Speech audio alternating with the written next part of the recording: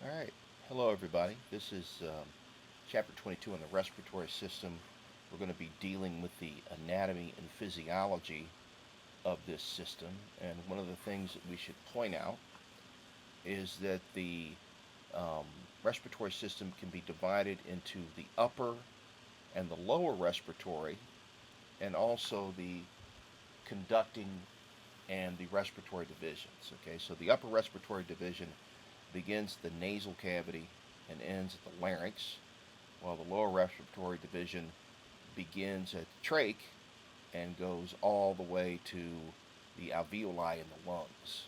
Okay, um, essentially, when we're talking about the components of the whole system, it starts with nasal cavity, moving through to the pharynx, which is the throat, from the pharynx to the larynx, which is the voice box where the vocal cords are located, from the larynx to the trachea, which dips down into the thoracic cavity and splits at a structure called the carina to give off two primary bronchi, which go into each lung. The primary bronchi split into what are called lobar bronchi. There's three lobar bronchi on the right and two on the left. They split into what are called segmental bronchi. And those divisions of the bronchial tree continue, and after about 17 consecutive splits, we get to structures that are called terminal bronchioles, and they mark the end of what we call the conducting division. Okay, the conducting division's purpose is to simply humidify, filter, and warm up the air that's inhaled so that it doesn't damage the delicate tissue of the lungs, which is simple squamous epithelial tissue that is coated with a substance called surfactant, which is designed to reduce surface tension inside the lungs so that they don't collapse as easily. And um, in addition, we see in the lung tissue macrophages that clean up pathogens and debris and dead cells, and that breakdown material gets drained by lymphatic capillaries. Um, in addition, we also have um, the surfactant producing type 2 alveolar cells that generate a detergent that helps to keep the lungs from collapsing as easily. Okay?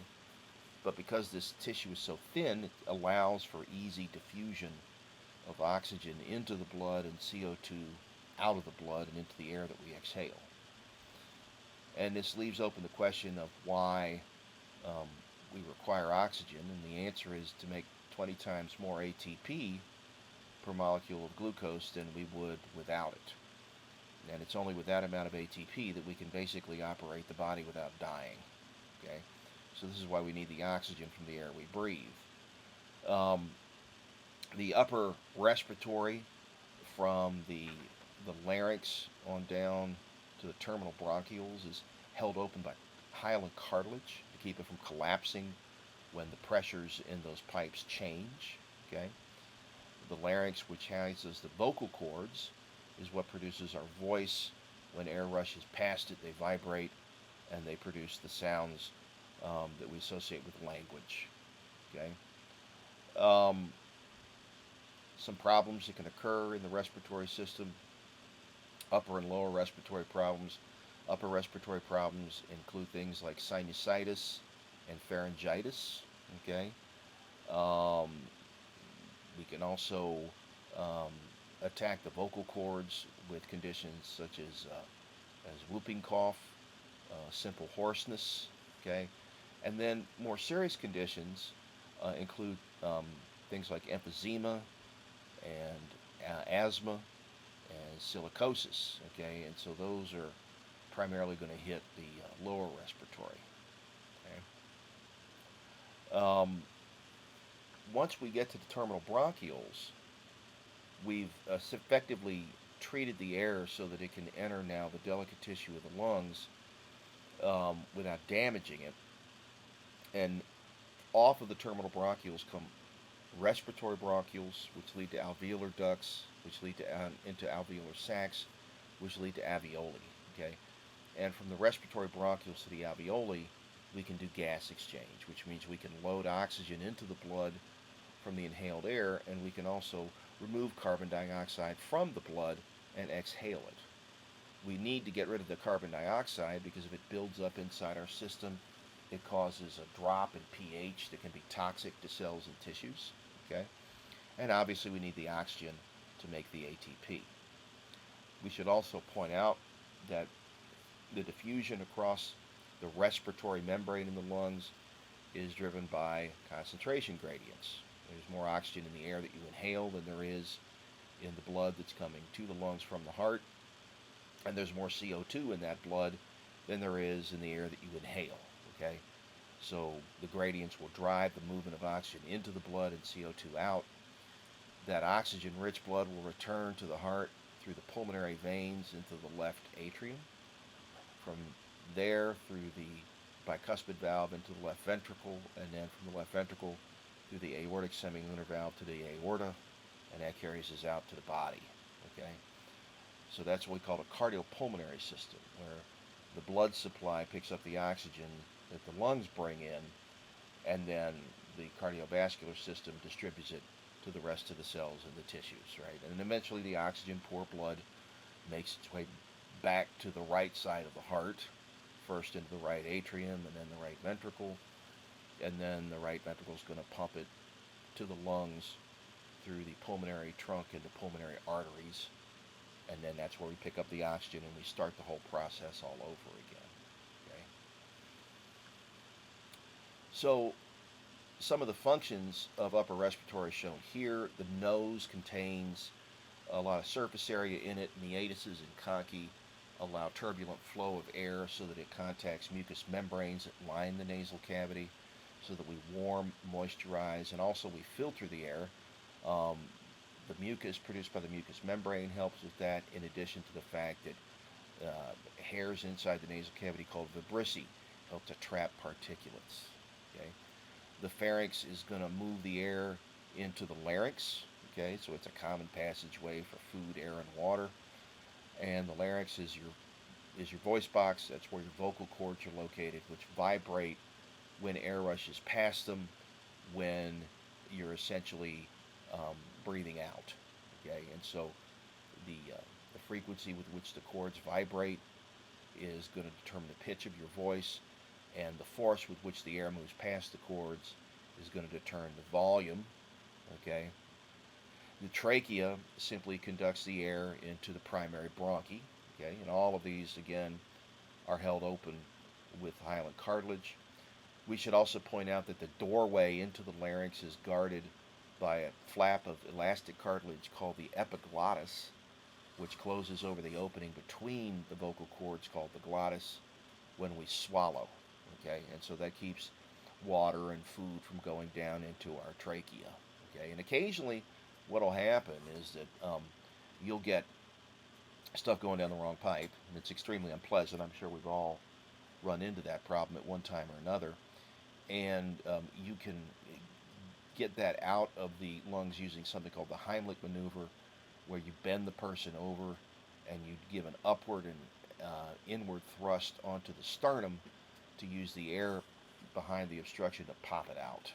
Okay, usually the signal for somebody asphyxiating is they put their hands around their throat and they turn cyanotic, which is blue. Okay. Lower respiratory is shown here. Again, that's below the larynx. So you got trach, bronchi, all the way to the alveoli in the lungs. Note that the pleural membranes are designed to line both the surface of the lungs and the pleural cavity, and produce a pleural fluid that lubricates the outside of the lungs so that they can expand and contract without producing friction. An inflammation of those membranes is called pleurisy, and you can generally hear a frictional rub when the individuals breathe, and it's quite painful. Okay. Note that the chest cavity itself is a closed gas-filled chamber. There's a certain volume of gas in the thoracic cavity that does not change under normal circumstances. but the volume of the thoracic cavity will change when we're inhaling and when we're exhaling. The main muscle of breathing is called the diaphragm, and you can see it in this here diagram. The diaphragm is a skeletal muscle that's innervated by the phrenic nerve that comes off the cervical plexus, and um, we can consciously control it from the cerebral cortex, but when we fall asleep at night, it's stimulated by the brainstem, particularly the pons and the medulla, so that we continue to breathe even while we're asleep. Okay. Now, um, we should also point out that behind the trachea is a structure called the esophagus, which is a food tube that runs from the pharynx into the stomach. And in order for it to be able to expand when food and water pass through it, the tracheal cartilages that hold the trach open when you breathe in and out have to terminate in the back so that they form sort of a C-shaped structure, and that lets the esophagus expand so that when food and water get down there, they don't get trapped right at the point where the esophagus bifurcates off of the pharynx. What you're looking at here is just some more of the lower respiratory. You can see the right and left bronchi. The carina is just the point where the primary bronchi branch off the trach, and there are sensory receptors there that respond to irritants, so that you cough when you get something down there that could potentially represent a threat to the respiratory system, and that helps you to remove it. The bronchioles and the blood supply to the lungs have smooth muscle around them in order to control where the air and the blood go, so that we can match ventilation and perfusion in a way that maximizes the ability to load oxygen into the blood and to remove carbon dioxide. So basically, the lungs are set up so that the blood is going to be directed by the smooth muscle to the areas of the lungs that are most well ventilated, while the air is going to be directed in the lungs to the areas that are most perfused with blood. Okay, so there's a we'll call the respiratory membrane in the respiratory division of the respiratory system that's made up of the squamous epithelial cells that make up the walls of the alveoli, and those are what we call type 1 alveolar cells. And then there's a basement membrane. It's very, very thin. And then there's the endothelial cells of the capillaries that are on the outside of the alveoli, and then that means that the distance that the oxygen, the CO2, has to move through to go down its diffusion gradient is very, very short, and as a result, this is a very efficient way to do gas exchange. Okay, anything that thickens the membrane or coats the membrane is going to interfere with the function. So if you get tar down there, or particulates, or mucus, or scar tissue, it's going to interfere with the ability of the respiratory membrane to do its job. And we'll talk about some diseases that do just that a little bit later. This is just a look at, again, the smooth muscle that directs the air in the bronchioles. And again, we already talked about where the blood goes. Okay, there's lots of surface area in the lung for gas exchange. If you were to take the surface area of a single lung and flatten it out, it would cover more than a tennis court. So that's a lot in a single lung. Remember that the diffusion can take place easily because the interior walls of the alveoli are moist. They're quite thin, and also oxygen and carbon dioxide are nonpolar, so they move through both the water and the membranes of those cells that make up the respiratory membrane very easily. Okay, they don't have to have any special assistance to get across. Okay, that just shows you the direction in which the gas moves. If we breach the thoracic cavity through a puncture or a laceration, then gas will move into the thoracic cavity and collapse the lung, and that's a condition called atelectasis. And the way we have to deal with that is by removing the gas that has gotten into the chest cavity and it's sealing up the wound so that you can breathe again. If we don't do that, what's going to end up happening is you won't be able to breathe because your muscles of ventilation aren't strong enough to overcome those forces. And while we're on the topic of the muscles of ventilation, we should point out that while the diaphragm, of course, is critical for ventilation, for moving air in and out of the lungs, there are accessory muscles that contribute when you're doing what's called forced inhalation or forced expiration.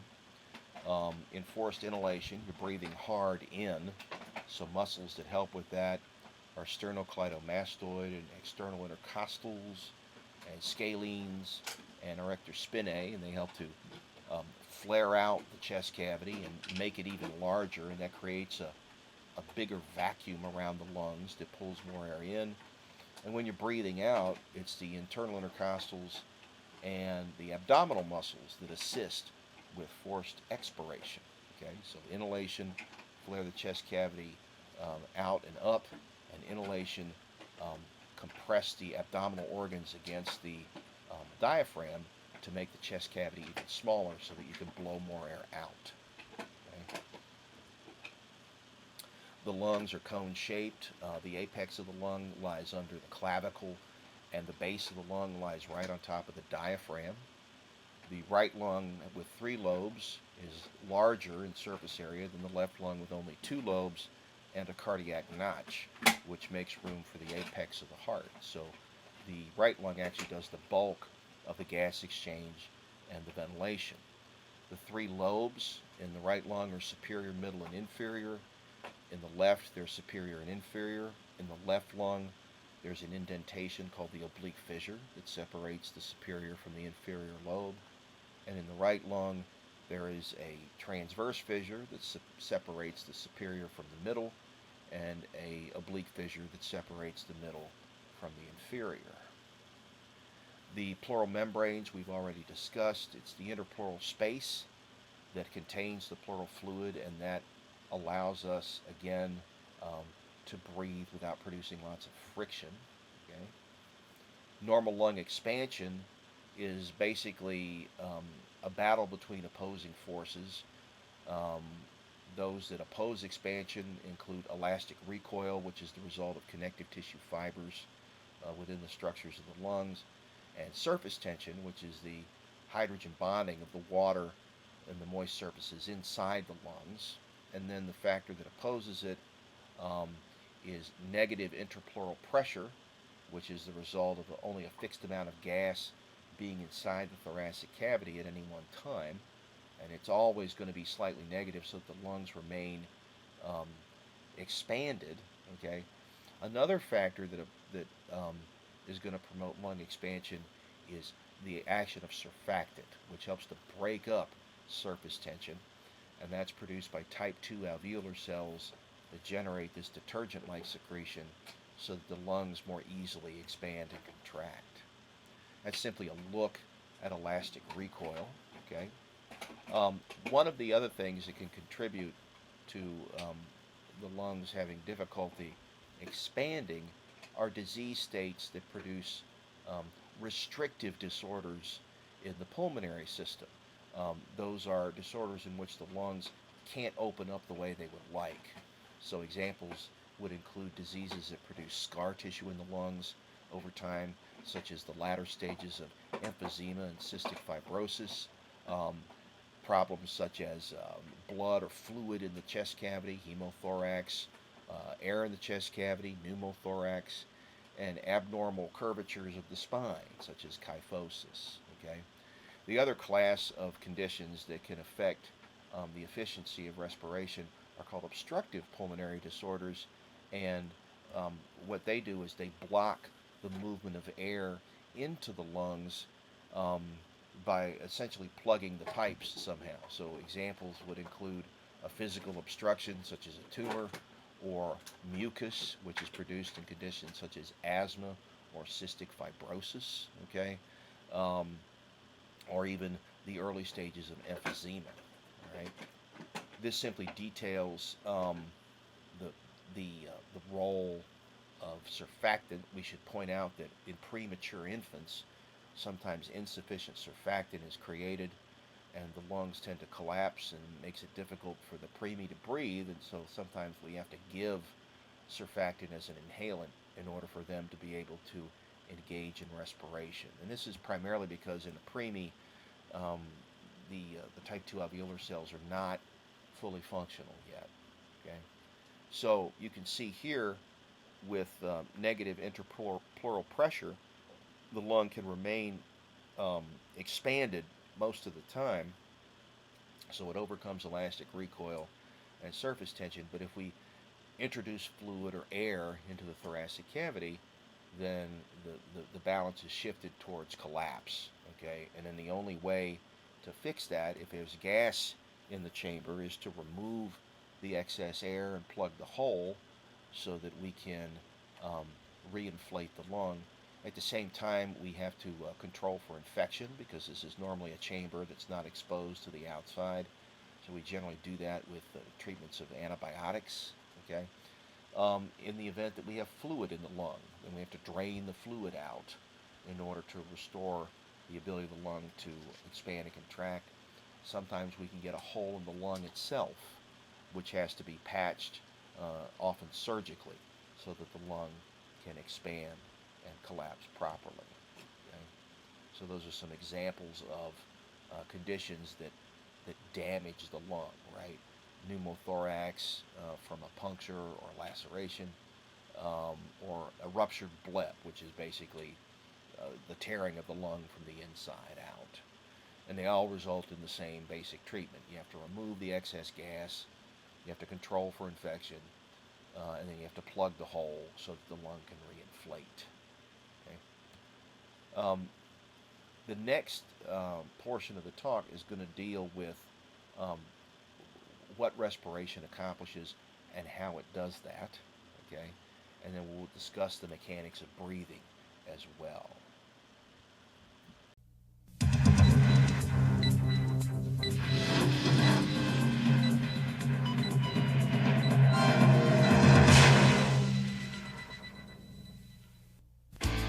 Ahead in this edition of The Human Body, you'll learn that breathing isn't quite as straightforward as it seems. Find out all the organs that make up your respiratory system. You'll also discover how the exchange of gases in your cells enable you to carry out functions that are vital for life. And what do you have in common with a car? You'll find out if you stay tuned to this edition of The Human Body.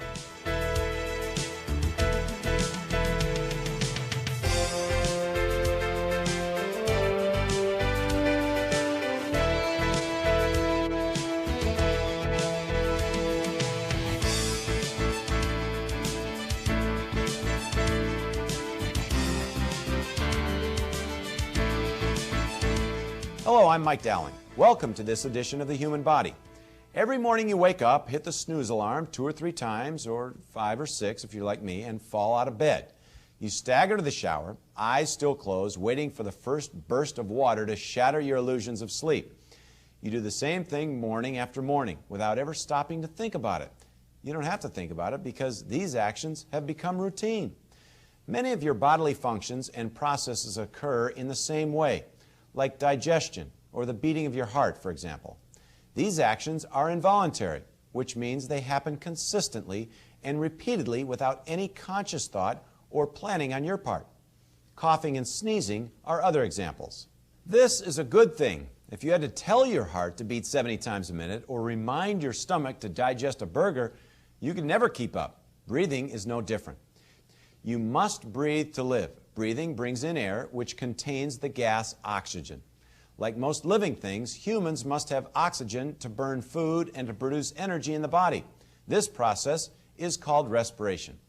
Now, the principal purpose of respiration is to produce energy by supplying the cells of the body with oxygen and to remove waste carbon dioxide produced by cellular activities.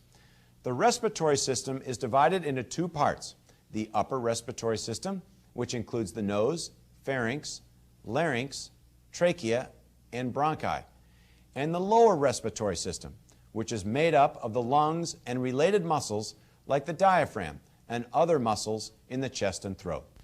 Respiration really has two meanings. One is breathing, primarily a mechanical function of air being drawn into and pumped out of the lungs. This exchange of oxygen and carbon dioxide between the environment and the respiratory organs is called external respiration. Now, the other meaning refers to the chemical process of producing energy in the cells. This is internal respiration, which involves the exchange of gases between the cells and the blood. Now, the series of chemical reactions in which a cell uses oxygen to break down food molecules in order to obtain energy is called cellular respiration. Reporter Alice Look has more. One way to make sense of how respiration works is to compare it to an automobile. Structurally, this car is like your body. Its steel frame is like your skeletal frame.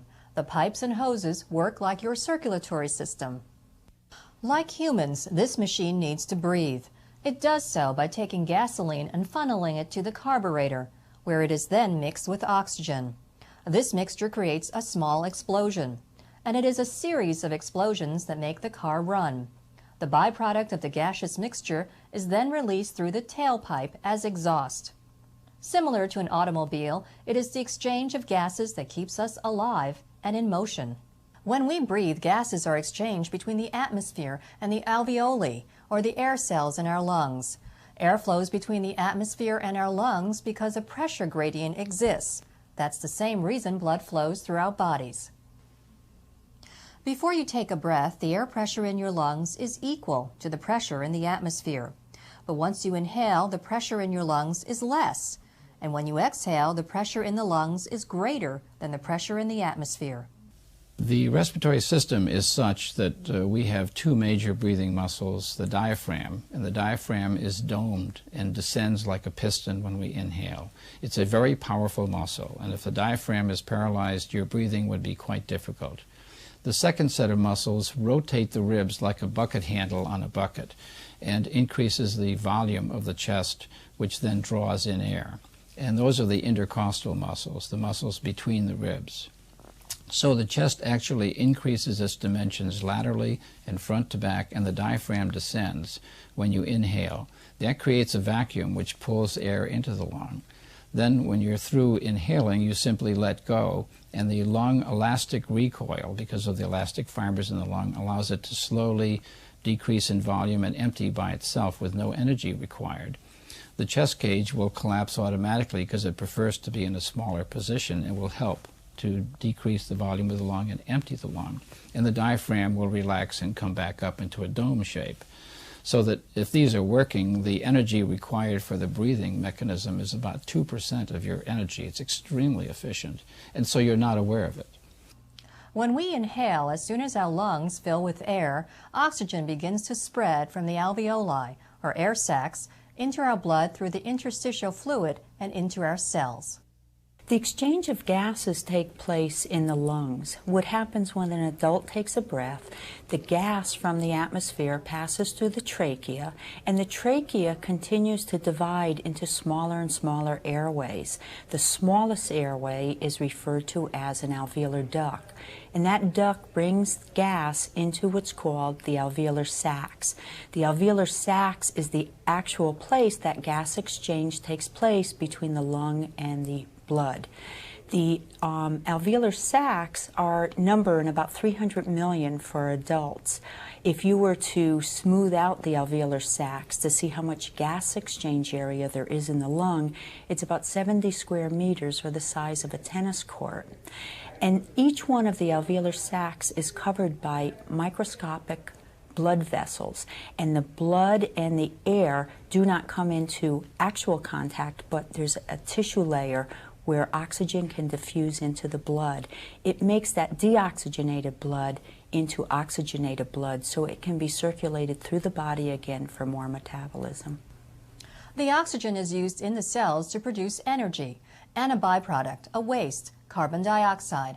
Carbon dioxide is then carried in the blood back to the lungs, where another gas exchange takes place, and the used air leaves through the mouth and the nose.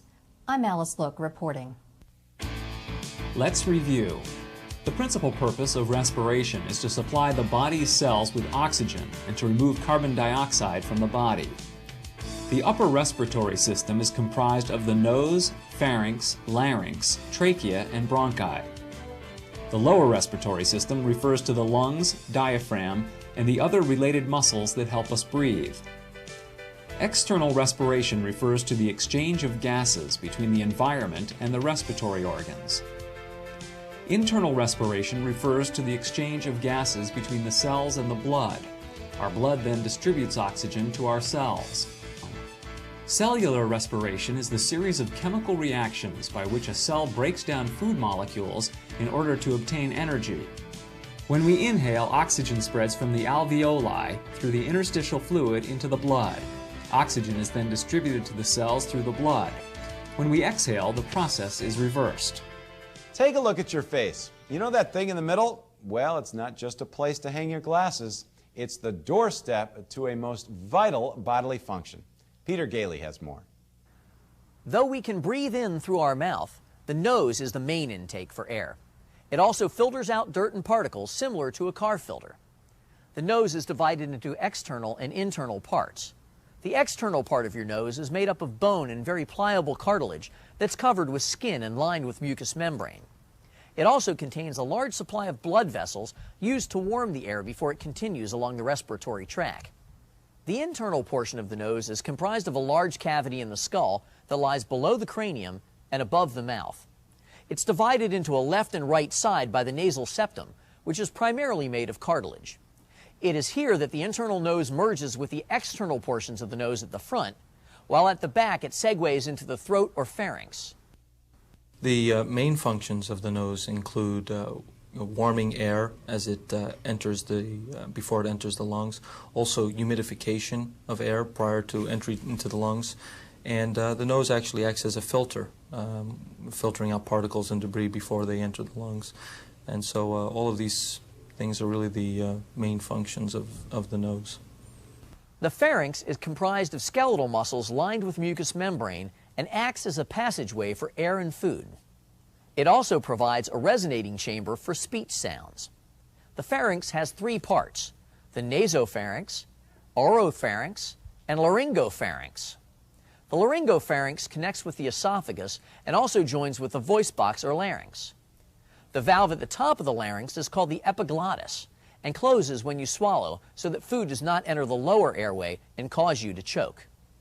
Your windpipe or trachea is about 4.5 inches long and 1 inch in diameter, and it acts as a passageway for air.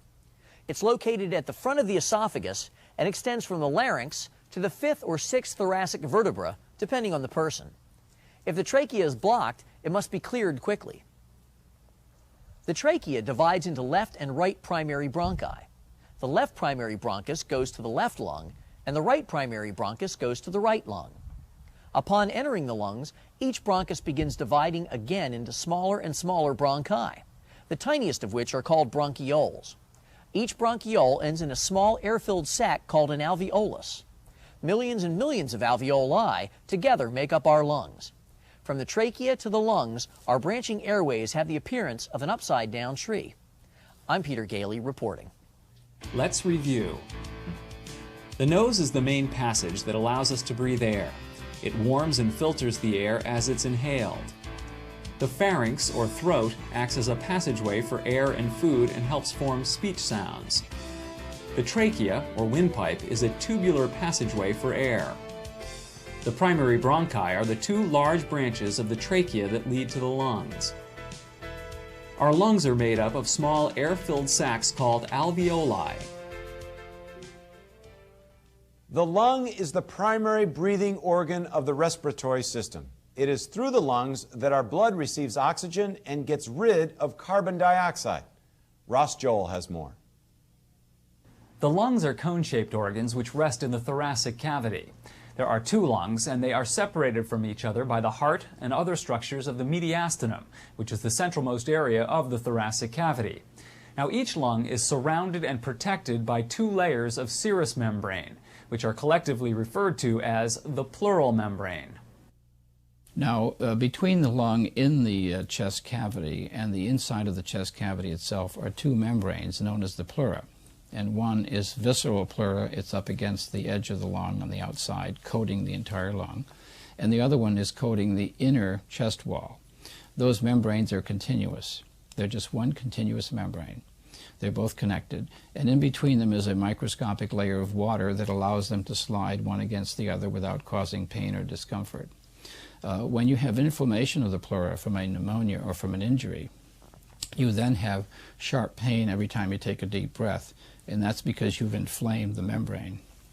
And those two membranes are rubbing together in the inflamed area, so every time you take a deep breath or cough, it's extremely painful, like a knife being stuck into your chest. Your lungs extend from your diaphragm to a point approximately 3/4 of an inch above the clavicles. The lower portion of the lung is broad and is known as the base. It is concave and fits over the convex portion of the diaphragm. The uppermost portion of the lung is narrow. It's called the apex, or the cupula. Both the front and back surfaces of the lungs lie against the rib cage. These surfaces are rounded to match the curvature of the ribs. Each lung is divided into lobes. The right lung has 3 lobes, but the left lung has only 2. The left lung is somewhat smaller because it shares its half of the chest cavity with the heart. What makes us breathe? Well, the rib muscles and the diaphragm contract and relax because of nerve impulses transmitted to them from centers in the brain.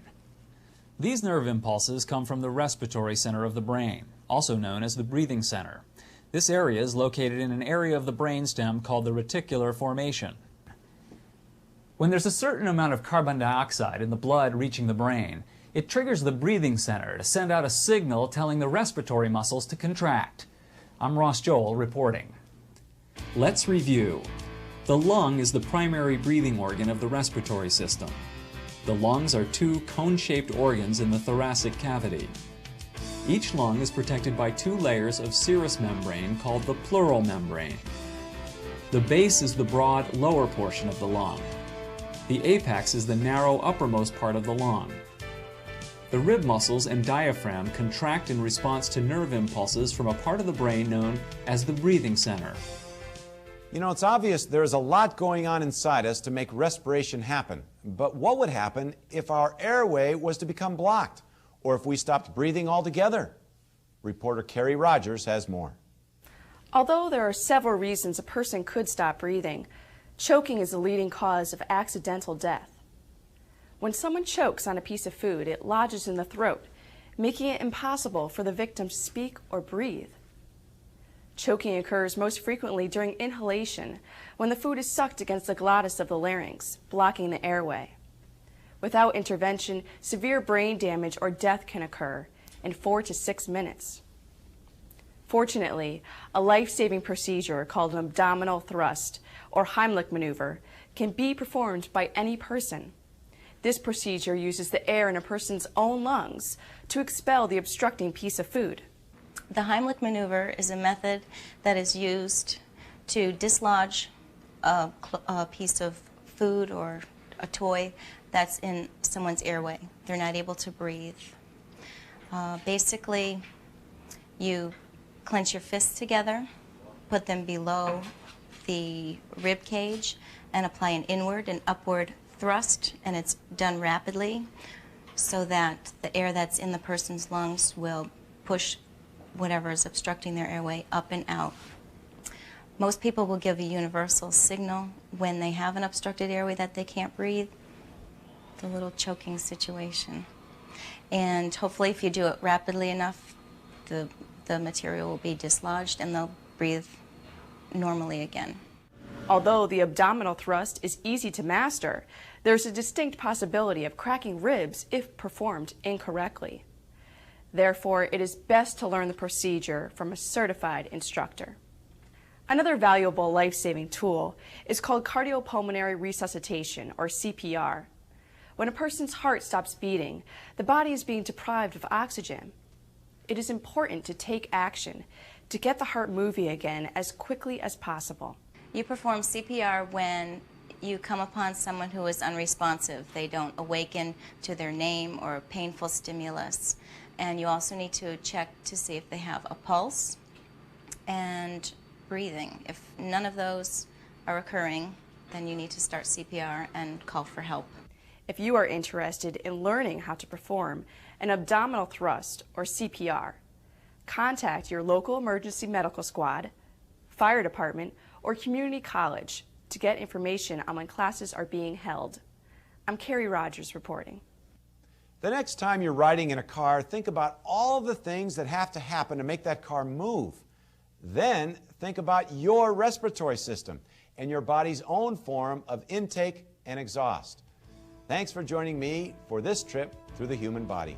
I'm your host, Mike Dowling.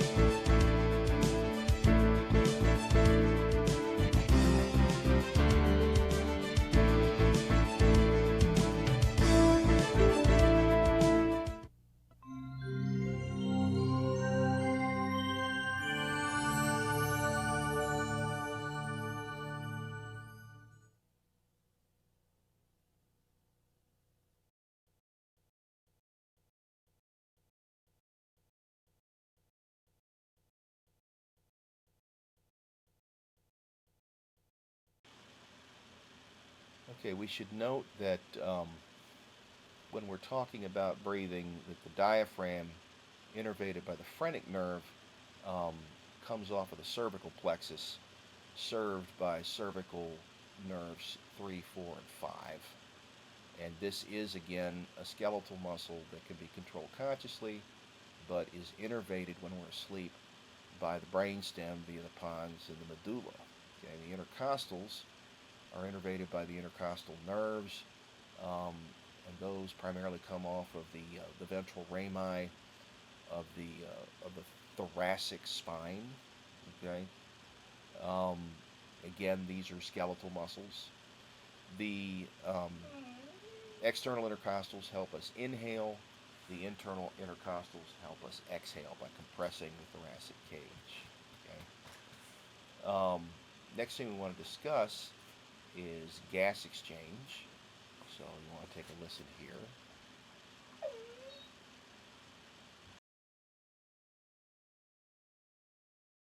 Whether you're racing in a triathlon or doing something less strenuous, you need to breathe in oxygen to help you get energy,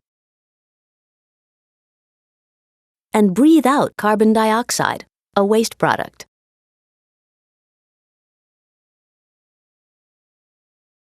When you inhale, your diaphragm and rib muscles contract, increasing the volume of your lungs. When you exhale, these muscles relax, decreasing the volume of the lungs.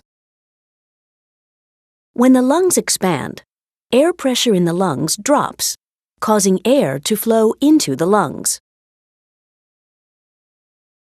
When lung volume decreases, air pressure increases, causing air to flow out of the lungs.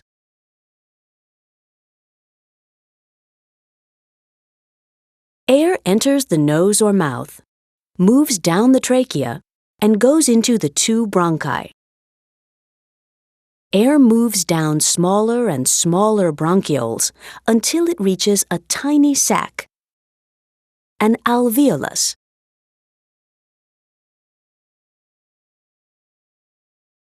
Each alveolus is surrounded by capillaries.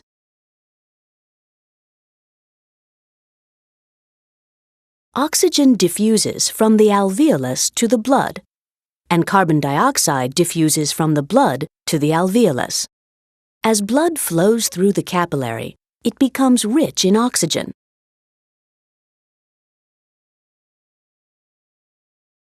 In the blood, oxygen diffuses into a red blood cell and binds to hemoglobin, a protein made up of 4 subunits. One oxygen molecule can bind to each subunit. Oxygen-rich blood flows from the lungs to the heart.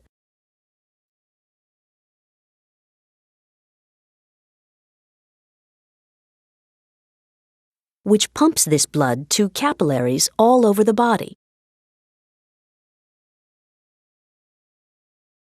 Here, we see oxygen diffusing from a capillary's red blood cells into a muscle cell. Oxygen is used by the cell's mitochondria to produce ATP during cellular respiration. Carbon dioxide is released. How does carbon dioxide leave the body?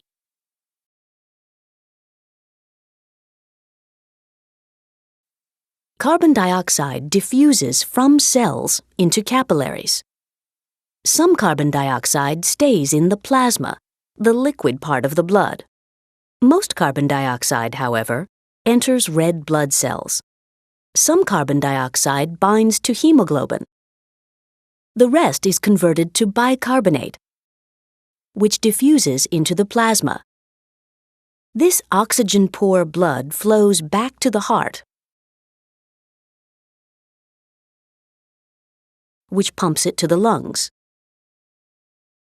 There, carbon dioxide diffuses from the plasma into the alveolus. Bicarbonate enters red blood cells and is converted back to carbon dioxide. Carbon dioxide is also released from hemoglobin. Carbon dioxide diffuses out of the red blood cells, into the plasma, and into the alveolus. When you exhale, air flows out of your lungs. And that's how you release carbon dioxide, get oxygen, and keep on running.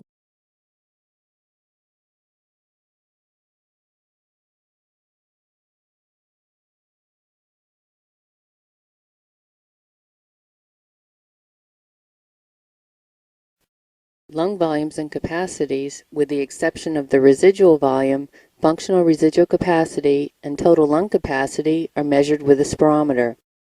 Most spirometers used today are computerized systems that utilize a differential pressure transducer to make measurements that are converted to volumes and flows. These volumes and flows are then displayed on a computer monitor in text and graphic form. The individual pictured here is undergoing a spirometry test. Wearing nose clips, she makes a tight seal with her mouth on the mouthpiece. The technologist then instructs her in performing a variety of maneuvers that will result in the measurement of the lung volumes and capacities. Typically, the patient will be instructed to breathe normally and then to take a deep breath all the way in. She will then be instructed to exhale completely. This can be done slowly for a slow vital capacity measurement or rapidly for a forced vital capacity measurement. Lung volumes and capacities are measured using a slow vital capacity maneuver, while air flows are measured using a forced vital capacity maneuver. Pictured here is the spirometry tracing showing all 4 lung volumes: tidal volume, inspiratory reserve volume, expiratory reserve volume, and residual volume, as well as all 4 lung capacities: inspiratory capacity, vital capacity, functional residual capacity, and total lung capacity. We will discuss each of these separately. The tidal volume is the amount of gas an individual inspires or expires during normal, quiet breathing. So as you sit there breathing normally, in and out, that's your tidal volume. Normally that volume is 3 to 4 mLs per pound or 7 to 9 mLs per kilogram of ideal body weight, which is about 8 to 10% of the total lung capacity. The inspiratory reserve volume is the amount of gas that an individual can inhale above a tidal inspiration. So as you're sitting there and you make a normal tidal inspiration and then take a deep breath all the way in as far as you can, that's an inspiratory reserve volume. Normally, it is 60% of the total lung capacity. The expiratory reserve volume is the amount of gas that an individual can exhale beyond a tidal expiration. So as you're sitting there and exhale normally, and then push all the gas out that you possibly can, that's your expiratory reserve volume. Normally, it is 20% of the total lung capacity. The residual volume is the amount of gas remaining in the lungs after a maximal expiration.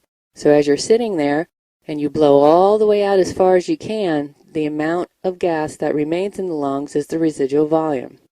Normally, it's 20% of the total lung capacity. The residual volume cannot be exhaled, so it cannot be measured directly with spirometry. The inspiratory capacity is the amount of gas that an individual can inhale starting at a tidal expiration. So as you breathe out normally and then take a big deep breath all the way in, that's the inspiratory capacity. Therefore, it includes the tidal volume and the inspiratory reserve volume. You might take an inspiratory capacity before jumping into the water so that you can stay underwater longer. Normally, it is 60% of the total lung capacity. The vital capacity is the amount of gas that can be exhaled after a maximal inspiration. So what you would do is take a big deep breath all the way in and then blow it all the way out as far as you can, and that would be a vital capacity. Therefore, it includes the inspiratory reserve volume, tidal volume, and expiratory reserve volume. The functional residual capacity is the amount of gas remaining in the lungs after a tidal expiration. It includes the expiratory reserve volume and the residual volume. Normally, it is 40% of the total lung capacity. The FRC cannot be measured with spirometry because the RV cannot be exhaled and therefore it cannot be measured directly. The FRC has to be measured indirectly using helium dilution, nitrogen washout, or body plethysmography. The total lung capacity is the amount of gas in the lungs after a maximal inspiration. So if you take a big deep breath in and hold it, the volume of gas in your lungs is the total lung capacity. Therefore, it includes the inspiratory reserve volume, tidal volume, expiratory reserve volume, and the residual volume. Normally, it is about 6,000 mLs for adult males and 4,200 mLs for adult females.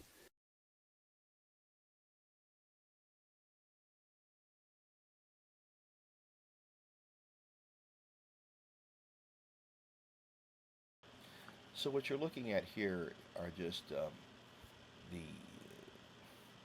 components of the central nervous system that are going to innervate the diaphragm when we're unconscious. Okay, the medulla contains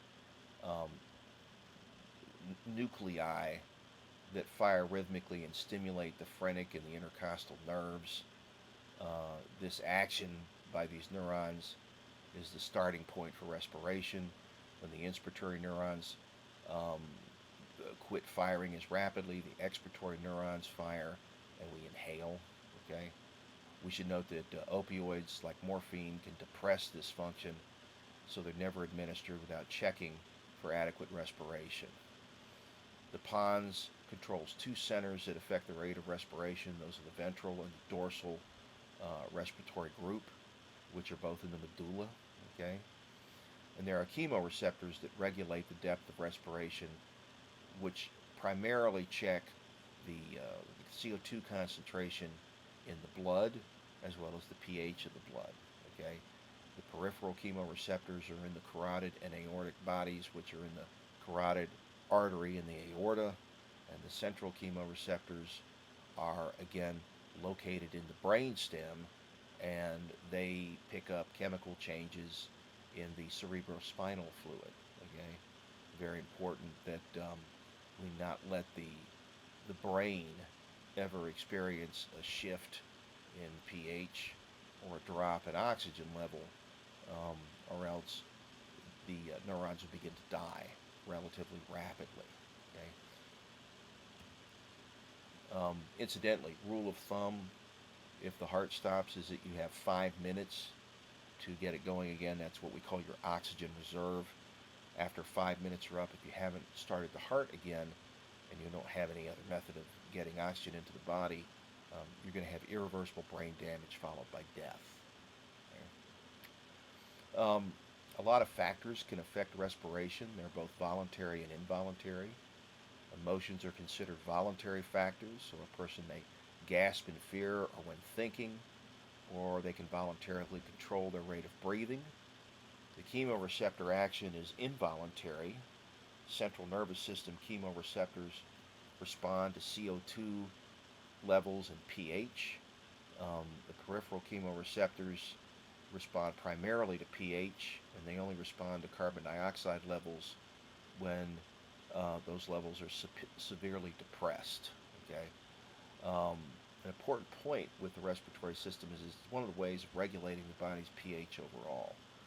when the body's pH falls towards the bottom of the normal range, the rate and depth of respiration increase, and when the body's pH rises towards the top of that window, then the respiratory rate and force are going to decrease so that we retain more carbon dioxide. Some of the terms that we use to refer to respiratory action include eupnea, which is normal quiet breathing, apnea, which is a cessation of breathing, dyspnea, which is difficulty breathing, tachnea, which is rapid breathing, and orthopnea, which is difficulty in breathing, which is relieved usually by sitting up. Okay. Again, orthopnea and apnea can be the result of problems with obesity or pregnancy or age. Okay. In obstructive sleep apnea, the upper airway closes, and usually we wake up breathing rapidly to recover. Okay. That's different from a condition known as central sleep apnea, in which the brainstem fails to innervate the diaphragm and it results in death. And so we believe this is a contributing factor to a condition known as SIDS, which is sudden infant death syndrome.